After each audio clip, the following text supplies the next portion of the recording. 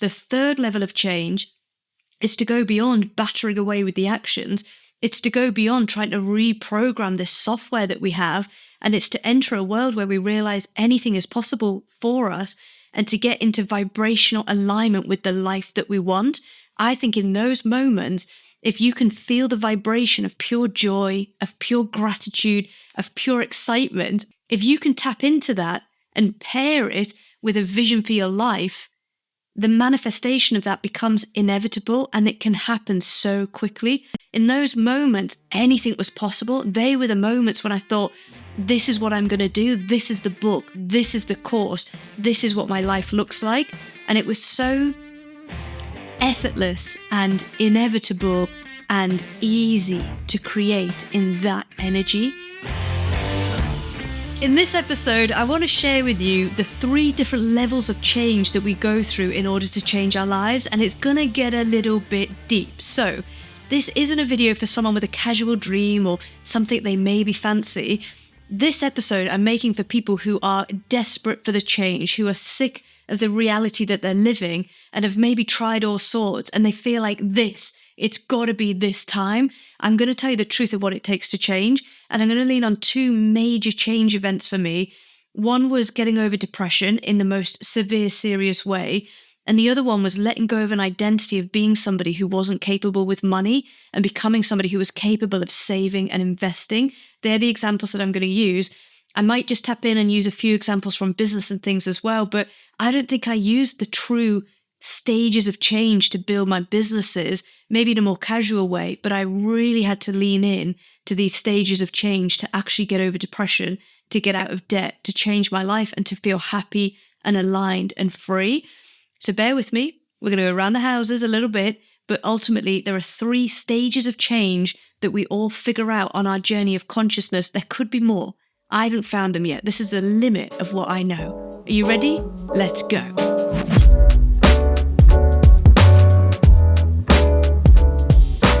Okay, I think I'm going to start by just telling you what these stages of change are, and then we'll get into some stories and unpack them. So, let's say you have a vision of building a 6-figure business and you want to quit your corporate job and leave the life that you're in and start afresh and make money doing what you love, right? Under your own identity, your own brand. Here are the 3 stages of change, or the 3 levels of change. The first one is you just do the work. You find somebody with the result, they teach you the process, you model their behaviors, you just turn up and do the work.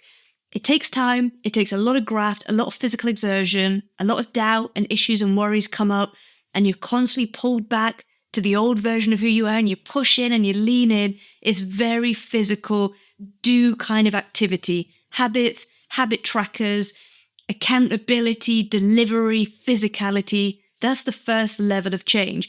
You want to change your body? You just go to the gym. That's that level, right? We all get that level. The second level is subconscious. This is, you don't go to the gym. You don't sit and push and force and exert all of this effort and cry at your desk while you're editing a video and you realize the last chunk of it got deleted because the battery ran out.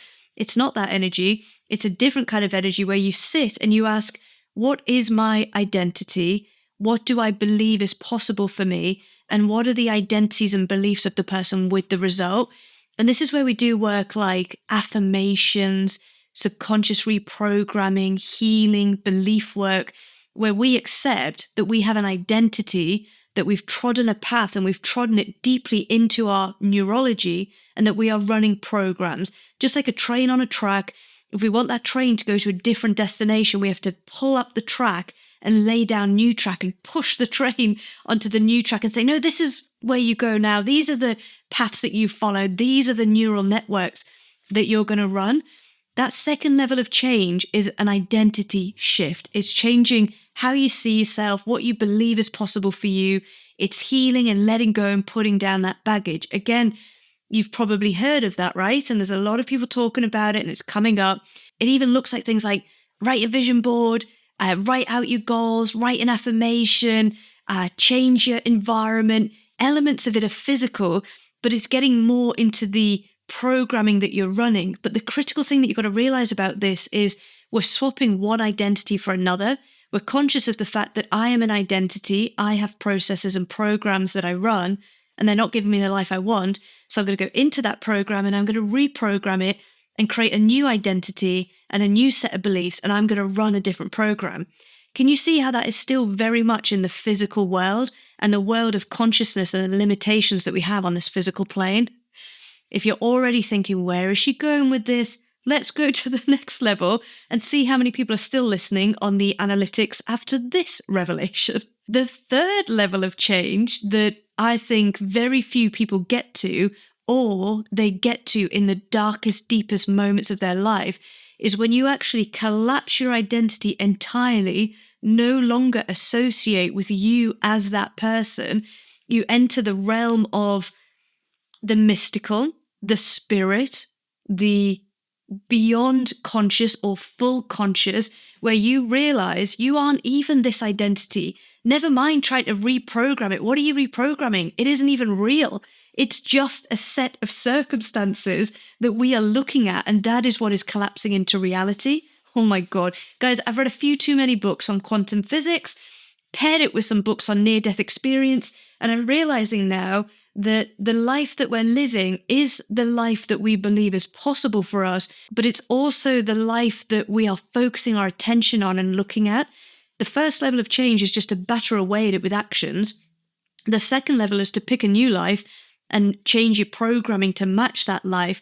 The third level of change is to just go into that space of utter creation, of spirit, of magic, of subatomic principle, of letting go entirely of who you are and the fact that you would even have an identity, and just disappear into oneness. That's what it is, disappear into oneness, and think, I can be anything I want. I can do anything I want. I can manifest in any way that I please. And I think the thing that will help this land is to think about those moments when you are in pure flow, in pure joy, and you're not thinking of yourself as a person or as an identity, or better yet, if you've ever meditated and had that feeling where you just tip into another reality because you're not your thoughts, you're not your past, you're not your future, you're not this body. There is something deeper, more connected, more present, more conscious, fuller, larger, that is being housed in this body. Guys, are you still with me? A lot of you are probably going to be like, yes, Lisa, come on, keep going. We know what you're talking about. Tell us how to get there. You get there through meditation. That's the only way I know to get there, because in meditation, what you're doing is you're practicing closing your eyes, and as the thoughts come up that are familiar to you, that is your identity, that is your past and the things that you've done and the future and the things that you're worrying about, that is literally your timeline. What you're thinking about, you're going to call into you. What you are rehearsing and mentally practicing is a mental practice for the life you're about to live. The only way to escape that really is to get present and to say, the past isn't real, the future isn't real. All we have now is this present moment, this beautiful, powerful now. Eckhart Tolle wrote an amazing book called The Power of Now. It changed my life. But there are so many books on this topic. I'm going to link them below. They're amazing. It's to get into that space where your identity isn't what you're identifying with. You're identifying with pure potential. And so the thoughts that come up, you let them go. And I find it really helps if I just close my eyes and look up and into this middle place here. I guess if you're listening, that third eye place up above your eyebrows, it's just to breathe so deeply and so calmly. And as the thoughts come up, just to let them go. It sounds so easy, but it's a very hard practice, because you're stepping out of the physical plane. You're stepping out of body and mind. What is beyond that but oneness, pure consciousness, pure potential, and anything that you can have? The third level of change is to go beyond battering away with the actions. It's to go beyond trying to reprogram this software that we have, and it's to enter a world where we realize anything is possible for us, and to get into vibrational alignment with the life that we want. I think in those moments, if you can feel the vibration of pure joy, of pure gratitude, of pure excitement, I can feel it coming over me now, because I've got memories of what it feels like, and it physically vibrates in your body and expands beyond you. If you can tap into that and pair it with a vision for your life, the manifestation of that becomes inevitable, and it can happen so quickly. This is where I think the lottery win comes from, the job out of the blue, the partner who you bump into in the coffee shop and you have that beautiful moment of how did you meet? Oh my God, it was purely by chance. It wasn't by chance. You held the vision, you were in vibrational alignment, you let go of the past, and you were open to the infinite potential that it could happen.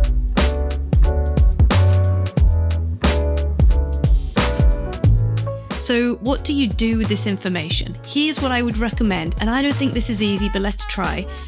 I think with this information, we can tap into all three levels and satisfy all levels of us and speed up this process of manifestation. But I'm laughing as I say this because the very need for it to be fast is an ego desire. There is no such thing as fast or slow. There only is this present moment. Nothing happens tomorrow. Nothing happened yesterday. It all happened and is happening in a present moment. Isn't that true? You're not going to do anything tomorrow. It literally will never arrive.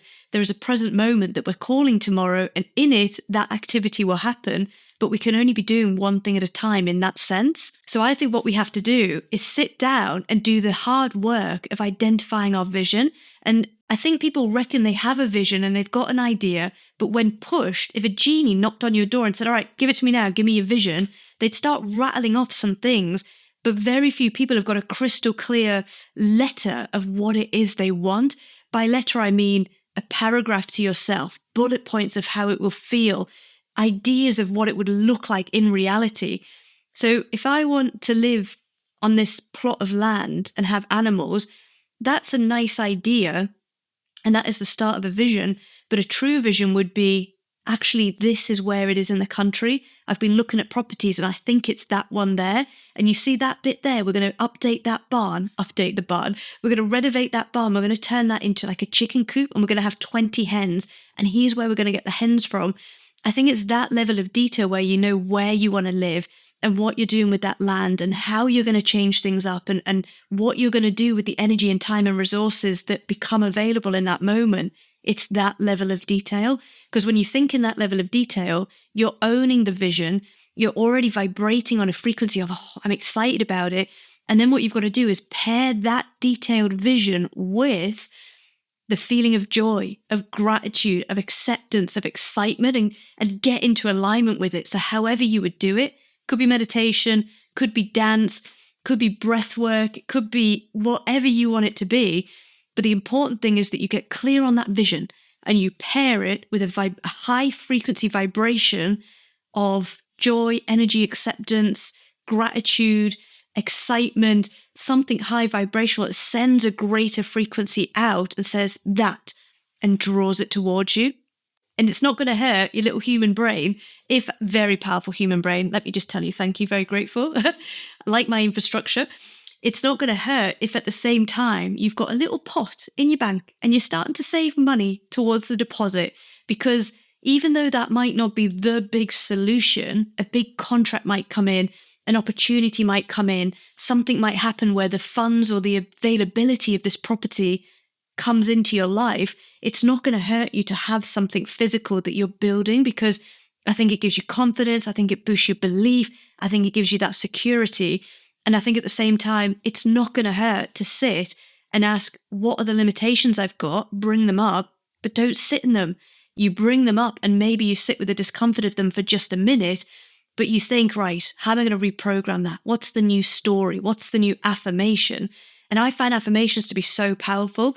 So there was a time in my life back in 2015 when I was so depressed. I did not want to be here anymore.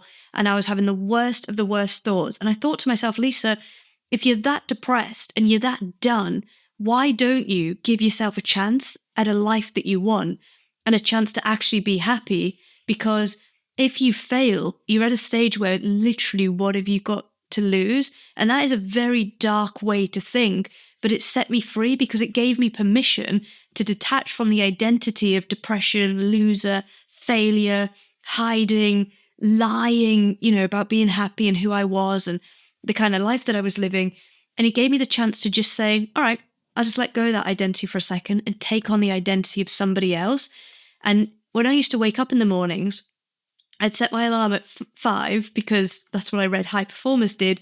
But instead of getting out of bed and going to the gym and reading books like high performers, I would scroll on my phone. We didn't have Instagram and stuff like that then. God knows what I was scrolling through. I'd go on emails. I'd go on the system, I had Basecamp, see what all the team was doing. I'd go on the news websites, I'd read all the news articles, and then I'd have to get out of bed at 8 o'clock. But now I was mentally, physically knackered because beneath it all, I was running this script, and the script said, you're such a loser, you're going to go bankrupt. That was my fear. You're going to lose everything. Everyone's going to know you're a failure.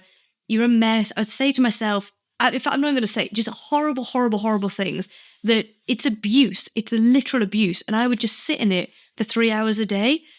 Do you think I was going to then get up and go, hey, let's have a great day. Today, anything could happen. Let me go to work with a smile on my face. Or do you then think I had to drag myself to work, drink 2 cups of coffee, have a sugar chocolate twist just to get the energy to face the day? There were days I would drive this car I had, this little Ford Focus, that was it.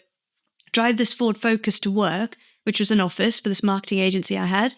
And some days I would sit outside in that car and I can feel the weight of how heavy and dull and sad it was. And what sad isn't even the word, dull and heavy and deep. And I just could not for the life of me bring myself to get out of the car. Sometimes I would just drive the car home and I'd message my team and say, hey guys, sorry, something's come up or I've got a meeting. And I just go home and I just get back into bed and that would be it. And maybe I'd do some work and some emails in bed. But the energy I woke up in, I bathed in it. I took it with me and I lived out the rest of my day in that energy. Compound that over 3 months, 3 years, what is the net outcome of that? It's not good. So affirmations, I learned about these from a book called The Magic, Changed My Life. All of the books changed my life. Habits and ideas and stories from all of them changed my life. But I remember learning to write an affirmation. So I wrote an affirmation and it said, Lisa, you're a strong, beautiful, confident woman. You can be, do, have anything you want. And there was a time when I could just recite it and I remembered it so deeply. But now I haven't said it for so long. I've got different affirmations now that I can't remember the words of it, but I carried it with me everywhere. I'd wake up in the morning, I'd get this piece of paper and it would say, you're a strong, beautiful, confident woman. You can be, do, have anything you want. What you're seeking is seeking you. This is your year. This is your month. This is your day. Get up and make it happen. That was it. Oh, that feels good. That was the affirmation. And I would recite it. I'd say, get up, get up, get up, get up. And if I couldn't get up, I'd pick up the book, The Magic or whatever I was reading. And if I couldn't get myself to a higher state, I would let the book take me there. Or if it wasn't a podcast, I would Google motivational speakers, Les Brown, Lisa Nichols, Dr. Wayne Dyer, Gabby Bernstein, Marie Forleo, Gary Vee, Tony Robbins, Jim Rohn. These people saved my life and changed my life. I'd get up and I'd get in the shower.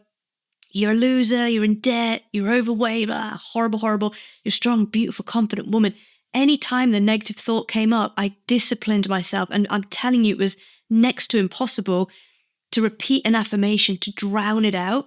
The affirmation, I probably didn't know at the time, not only was it rewiring and reprogramming my belief system in that way by just telling my subconscious who I was, I think even more powerfully than that, it was just stopping a circuit I was running that was hugely destructive. So before I knew any better or could do any better, I was just stopping the BS that I was running and had been running for years. And I think that affirmation was pivotal on my journey. Paired with that, I went running. I listened to motivational people. These are the habits. These are the actions. But you know what else I did? Even though I was wildly in debt, tickets popped up to fly to LA to go and experience Unleash the Power Within with Tony Robbins. And I was still in such a bad place, in so much debt, depressed, hated my life. I think, did I have long hair? I still had the long hair at this stage. I'm going to check back on the footage and see. And I flew to LA and I went to this Tony Robbins event, Unleash the Power Within. And in that event, he taught us so many things about the mind, about energy, about where thoughts go, energy flows, all of that. But more than that, he put us into a higher vibrational state every hour on the hour for the whole 2 or 3 days, however long it was. So what he would do is it was like a concert. Music would flood, lights would flood, and he would raise up with his energy, connect with the vision of who you are, move your body, feel it in your physicality. And if you've ever been to anything he's done where it's live, he's doing these things online now all over the world. They're tremendous. I didn't know at the time, but what he was doing was getting me into vibrational alignment with a different energy in my body that I didn't even know I could tap into. When I left that event, I was a different person, and I don't think I fully comprehended what I had experienced, but it was that idea of not reprogramming and not doing the work. It was the idea of collapsing my identity, of letting go of it all and emerging in a new identity at a higher vibration, at a higher frequency of gratitude and love and celebration. The love and energy and craziness in that room was off the scales. Do you know what we did, guys? And I forget all about this. It's mad. On the second day, was it the second day? We all went out at midnight and walked across, I don't know how far it was, 5-8 meters of burning hot coals. We walked on fire. And the way that we did it was we got into this vibrational energy, and it sounds mad. I hear this. I'm going to lose some subscribers here. I'll probably gain some as well. Hello. We would chant this mantra, cool moss, cool moss, cool moss of cool green moss. And he taught us how to get ourselves in a mind where we would be safe. And we walked across burning hot coals. You could see the heat coming off it. You could see where they'd been lit and were burning so hot. And we walked across burning coal, totally uninjured. Guys, the euphoria that took over our bodies at the other side. Do you think we slept that weekend? Yes, I'm going to go to sleep and think about my emails. No. In those moments, anything was possible. They were the moments when I thought, this is what I'm going to do. This is the book. This is the course. This is what my life looks like. And it was so effortless and inevitable and easy to create in that energy. In that energy, it wasn't that I'd reprogrammed myself or built my belief or pounded away in action and activity and habit. I hadn't. All vital, all valid. I'd entered another realm, a realm where my identity wasn't real. I didn't exist. I could be anything that I wanted to be. And even though I didn't know it at the time, that was me tapping in for the very first time to the idea that the identity we have on this earth isn't actually real.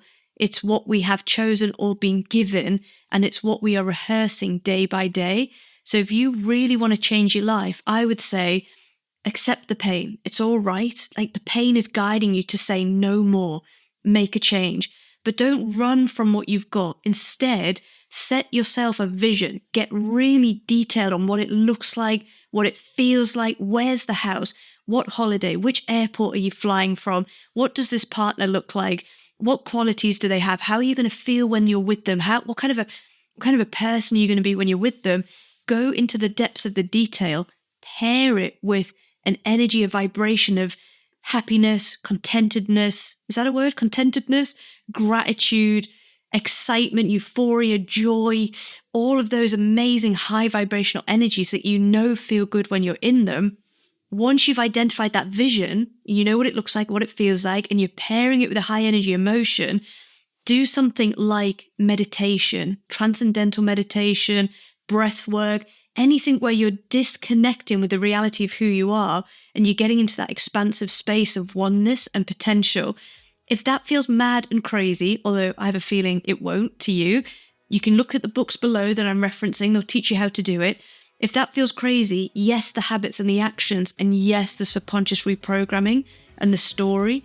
I think we all enter this change work in different moments of our lives. And I think people who are maybe further ahead, who figured it out, are trying to tell us that there's different levels and there's different ways to do this work. And my hope today is that I've reminded you of some really important fundamentals. Get the vision, get clearer. Yes, find someone with a result, learn the skills, build your capacity, all that. I don't think it's going to hurt, but that alone is going to feel so hard and physical and time consuming. Why not look into the reprogramming element, the affirmations, the belief work, tapping into a higher belief system, watching YouTube videos instead of Netflix, reading the books about mindset and belief and manifestation, and not just the marketing and business books. And then on top of all of that, thinking, what does it look like to get into high vibration where you are so in flow, you aren't really you anymore. You're collapsed into a world, the world of infinite potential. That's meditation, breathwork, euphoric dance, whatever just helps you let go and feel that vibe. That's it. All right. If you found this interesting, guys, let me know in the comments. If you want to know any more about what I've been talking about, check the show notes. I'll definitely put some books and some recommendations, and maybe leave me a comment, let me know, and I'll talk a little bit more about my specific experiences with this. But please, if you're listening, hit subscribe, hit like. You're helping me to get these messages out there, and you're telling me what you want to hear more of. So for now, over and out.